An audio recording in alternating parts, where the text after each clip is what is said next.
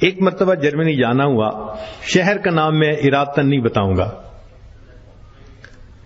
تو وہاں ایک مرتبہ اس عاجز نے کچھ اللہ کی مدد، اللہ کی نصرت کے متعلق بیان کیا۔ بعد میں کھانے کا وقت آ گیا تو کھانے پہ ایک پاکستانی انجینئر صاحب ملے جو وہاں کافی عرصہ سے سیٹلڈ تھے۔ مجھے کہنے لگے جی میں آپ سے ایک بات عرض کروں؟ میں نے کہا کیا؟ کہنے لگے اللہ تعالیٰ مولویوں کی بڑی فیور کرتے ہیں۔ میں نے کہا بات تو سچ ہے۔ اب چونکہ کھانا کھا رہے تھے پھر وہ کھانا کھانے لگ گئے۔ پھر کچھ دیر کے بعد کہنے لگے جی اللہ تعالیٰ مولویوں کی بڑی فیور کرتے ہیں۔ اب میں نے دیکھوں ظاہر میں کہ وہ تو بے شک نہ داڑھی تھی نہ کچھ تھا، ایک عام جیسے انجینئر کی زندگی ہوتی ہے، ایک خوبصورت نوجوان تھا عام زندگی گزارنے والا۔ جب کھانا ختم ہونے لگا نا تو پھر ذرا میرے وہ قریب ہو کے بیٹھ گیا، پھر کہتا ہے جی اللہ تعالیٰ مولویوں کی بڑی فیور کرتا۔ اب مجھے سمجھ لگی کہ یہ کچھ کہنا چاہتا ہے لیکن ذرا اس کو وقت چاہیے، علیحدگی چاہیے۔ تو وہ ہم لوگ الگ کرسیوں پہ جا کے بیٹھ گئے۔ میں نے ان سے پوچھا آپ کیا کہنا چاہتے ہیں جو بےتاب ہیں اتنی دیر سے؟ کہتے ہیں جی اپنا واقعہ سنائیں۔ کہنے لگا جی میں نے لاہور سے انجینئرنگ کی، پھر یہاں ایک کمپنی میں میری نوکری لگی، بہترین نوکری، زبردست تنخواہ، اور میں انٹیلیجنٹ بھی بڑا۔ میں پچھلے اتنے سالوں سے اس کمپنی میں نوکری کر رہا۔ ہمارے دفتر میں یہاں کے ماحول کے مطابق مرد بھی انجینئر ہیں، لڑکیاں بھی انجینئر ہیں۔ تو ایک لڑکی انجینئر جرمنی کی، وہ ہماری کولیگ تھی، اتنی خوبصورت تھی کہ دیکھ کے بندہ سوچتا تھا کہ اللہ نے ایسی بھی مخلوق پیدا کی ہے، اور اس کے ساتھ ساتھ اتنی ذہین اور اتنے اچھے اخلاق والی کہ دفتر کے جتنے جوان لڑکے تھے ہر ایک وش کرتا تھا کہ میرے ساتھ اس کا تعلق جڑ جائے۔ جرمن بھی اسی کوشش میں لگے ہوئے تھے، دوسرے بھی کسی کوشش میں، مگر اس کی زندگی بڑی کلین نظر آتی تھی۔ وہ کام کی بات کرتی تھی، جو ذرا کام کی بات کے علاوہ کرتا تھا ایسا جواب دیتی تھی کہ اگلے کو جرت ہی نہیں ہوتی تھی بات کرنے کی۔ ہم لوگ دوپہر کے وقت چھٹی ہوتی تو پھر کھانا کھا لیتے تھے، کمرہ بنا ہوا تھا۔ ایک دن میں نے کھانا نہ کھایا، پھر دوسرے دن کھانا بھی نہ کھایا، تیسرے دن جب میں نے کھانا نہ کھایا تو اس نے مجھ سے پوچھ لیا کہ فلاں آج کل آپ دوپہر میں کھانا نہیں کھا رہے؟ میں نے کہا اس لیے کہ وہ میں مسلمان ہوں اور ہمارا رمضان المبارک شروع ہو گیا ہے اور میں فاسٹنگ کر رہا ہوں۔ اس نے کہا یہ کیا ہوتی ہے؟ تو میں نے بتایا روزہ کیا ہوتا ہے۔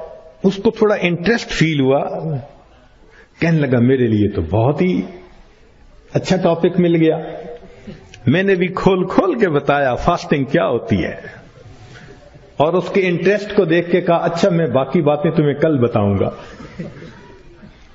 اگلے دن پھر میں نے اس سے کوئی بات کی، ہماری بات رمضان شریف پہ چلنی شروع ہو گئی، اور وہ بھی اس کھانے کے وقت میں کچھ دیر بیٹھ کے مجھ سے اسلام کے بارے میں کوئی بات سن لیتی۔ میری کوشش یہ تھی کہ رمضان شریف کے دوران میری بات چیت اتنی شروع ہو جائے کہ کمفرٹیبلی ہم ایک دوسرے سے کمیونیکیٹ کرنے لگ جائیں۔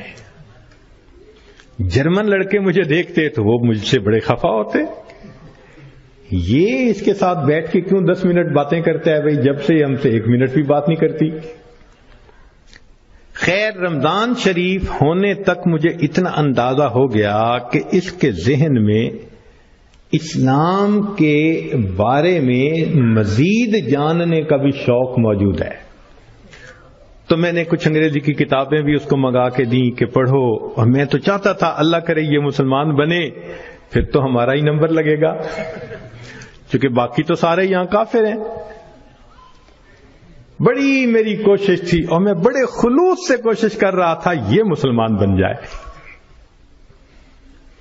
کہ اللہ کی شان۔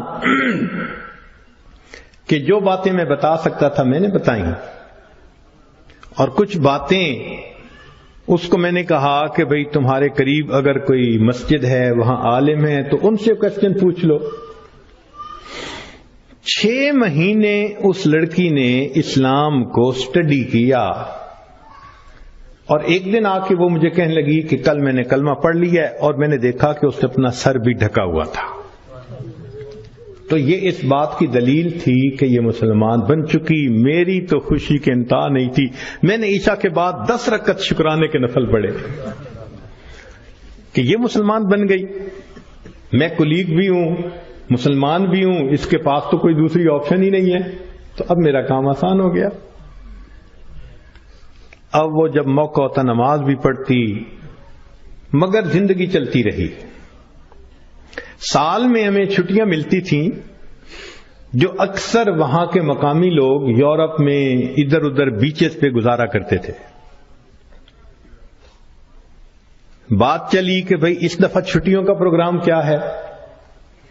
اس نے کہا کہ میرا ارادہ ہے کہ میں اس دفعہ ٹرکی جاؤں گی، سنیں وہاں بہت مسجدیں ہیں اور بہت علماء ہیں، میوزیمز ہیں، تو مجھے ذرا اسلام کو اور زیادہ سٹڈی کرنے کا موقع مل جائے گا۔ میں نے سوچا ترکی جائے گی تو میرا کیا فائدہ؟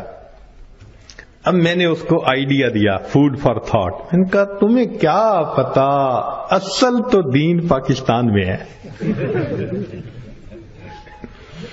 اتنی مسجدیں ہیں، اتنے یہ علماء ہیں، اتنے فلاں ہیں۔ اب میں نے ایسی سہانی سٹوری اس کو سنائی کہ اس کو لگا کہ اگر مجھے دین سمجھنا ہے تو شاید وہاں انفارمیشن زیادہ مل سکیں گی۔ اور ادھر میں نے اپنی امی کو فون بھی کر دیا، امی میں کوشش کر رہا ہوں کہ یہاں سے ایک لڑکی آ جائے پاکستان، بس اس کو پھر آپ شادی کے لیے تیار کرنا، یہ آپ کا کام ہوگا۔ امی نے کہا بیٹا بات ہی کوئی نہیں۔ میری بہن ایک ایم اے انگلش تھی، ایک ایم اے اکنامکس تھی، بہنوں نے بھی کہا تم ایک دفعہ لے آؤ اس کو، ہم اس کو تیار کر لیں گی، مسئلہ ہی کوئی نہیں۔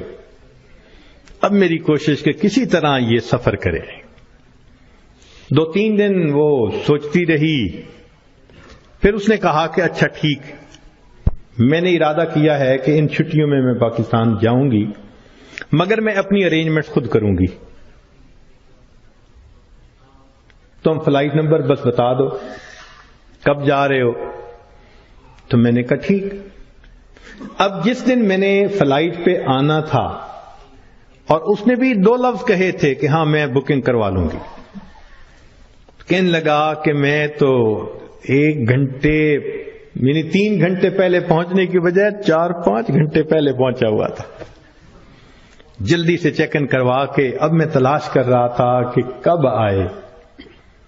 خیر اس کو آنے میں کچھ دیر ہو گئی، مگر میں نے دیکھا کہ وہ آ گئی تو میں بڑا مطمئن ہو گیا، اب یہ پاکستان آ رہی ہے۔ خیر جب پاکستان اترے تو میرے گھر والے رشتہ دار سب مجھے ریسیو کرنے آئے ہوئے تھے، تو گھر کی عورتیں اس کو بھی ملی۔ اس نے کہا کہ دیکھو میں نے ہوٹل کی بکنگ کروائی ہوئی ہے اور میں اس وقت تھکی ہوئی ہوں سفر کر کے، تو میں سیدھا ہوٹل میں جاؤں گی، اور کل جب میں کسی وقت فریش ہوں گی نا تو عورتوں کو کہا کہ تم ہوٹل آ جانا، میں تم سے ڈسکس کر لوں گی کہ مجھے کہاں کہاں انفارمیشن مل سکتی ہے۔ میری بہنیں اس کو دیکھ کے تو حیران ہو گئیں، اور انہوں نے شادی کی ڈیٹ اور پلاننگ وہ بھی شروع کر دی۔ اگلے دن میری امی گئی اور اس کو کہا کہ بھائی آپ ہوٹل میں کیوں رہتی ہو، ہمارے گھر میں آؤ۔ اس نے کہا میں ذرا یہاں کمفرٹیبل ہوں۔ امی نے کہا چلو کھانا کھانے ہی آ جاؤ۔ اس نے کہا ٹھیک، تو وہ ایک وقت کھانے کے لیے گھر امی کے ساتھ آ گئی۔ ہمارا گھر ڈیفنس کے اندر اتنا بڑا بہترین محل نما گھر تھا، اور بزنس تھا ہمارا کار ڈیلرشپ تھی۔ اب جو کار ڈیلر ہو وہ تو کروڑوں پتی ہوتا ہے۔ چھوٹا بھائی میرا مجھ سے بھی زیادہ خوبصورت نوجوان۔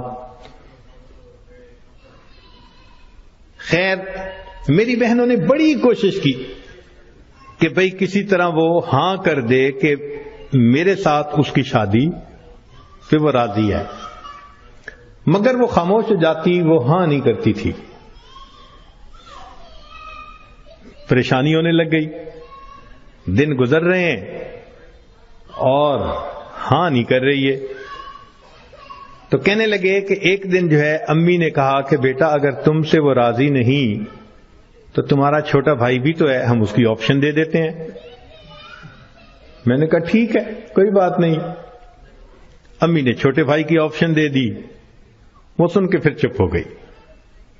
حتیٰ کہ آدھے سے زیادہ دن گزر گئے.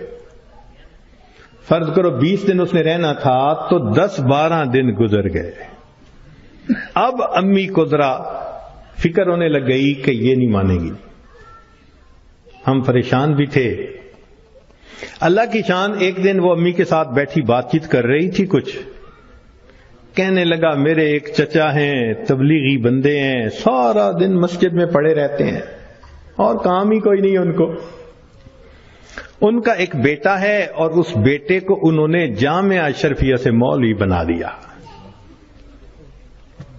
وہ چونکہ میرے امی کے قریبی رشتہ دار ہیں تو وہ نوجوان ہمارے گھر آیا امی کو کوئی چیز دینے کے لیے. تو اس لڑکی کی ذرا دور سے نظر پڑ گئی کہ ایک بندہ ہے، داڑھی والا بھی ہے، ٹوپی بھی ہے اور وضاقتہ بھی دینی ہے. اس نے میری امی سے پوچھ لیا یہ کون ہے؟ اس نے کہا یہ میرے دیور کا بیٹا ہے، عالم ہے. اس نے کہا اچھا میں نے جو کچھ مسئلے پوچھنے تھے وہ میں اس سے پوچھ سکتی ہوں؟ امی نے کہا ہاں. کہنے لگا امی نے وہ مولوی صاحب کو بلا لیا اور وہ مولوی صاحب آ کے یوں نگاہیں نیچی کر کے کھڑے ہو گئے. یہ اس نے ایک دو باتیں پوچھی، اس نے آگے سے جواب دیا اور جیسے روٹھا ہوا بندہ ہوتا ہے وہ مولوی صاحب چلے گئے. اس نے جاتے ہوئے اس سے پوچھ لیا کہ بھئی اگر کوئی اور بات پوچھنی ہو تو آپ کا ٹیلی فون نمبر. اس نے ٹیلی فون نمبر دے دیا. 1-2 دن ٹیلی فون پہ یہ اس سے بات کرتی رہی. کہنے لگے کہ چوتھے دن ہمیں پتا چلا کہ لڑکی نے اس سے خود بات کی کیا تم مجھ سے نکاح کرنا چاہتے ہو؟ کہنے لگے مولوی صاحب نے جواب دیا میں ابو سے پوچھوں گا. ابو سے پوچھوں گا. اس نے ابو سے پوچھا. ابو نے کہا کہ بیٹا ساری دنیا مومن کے لیے اس کا ملک ہے، اگر تمہارا رزق اللہ نے وہاں لکھا ہے تم دین کی نیت سے جاؤ، اللہ کے دین کا کام کرو وہاں. کہنے لگا لڑکے نے ہاں کر دی. اگلے دن اس نے کیا کیا کہ وہ لڑکے نے اپنے 2-4 رشتہ داروں کو بلا لیا، سادگی کے ساتھ نکاح ہو گیا. لڑکی اس کو لے کے اسلام آباد ایمبیسی چلی گئی اور ایمبیسی میں اس نے اپنا سٹیٹس دکھایا، پورا دکھا کے کہا کہ میں آئی تھی چھٹیاں گزارنے، اس کے ساتھ میرا نکاح ہو گیا ہے، کاغذات ہوتے رہیں گے، میں نے ہے 4 دن میں واپس جانا، کیا آپ اس کا ملٹیپل ویزا لگا سکتے ہیں؟ کہنے لگے کونسلر کو اس کی پرسنالٹی، اس کی بات چیت، اس کی نوکری اتنی جسٹیفیکیشن نظر آئی، اس نے چھوٹتے ہی 5 سال کا ملٹیپل ویزا لگا دیا. کہنے لگا چھٹیاں ختم ہونی تھی، وہ لڑکی اپنے وہ جو مولوی صاحب خاوند تھے ان کے ساتھ چلی گئی. محنت میں نے کی، اللہ نے فیور مولوی کی کر دی.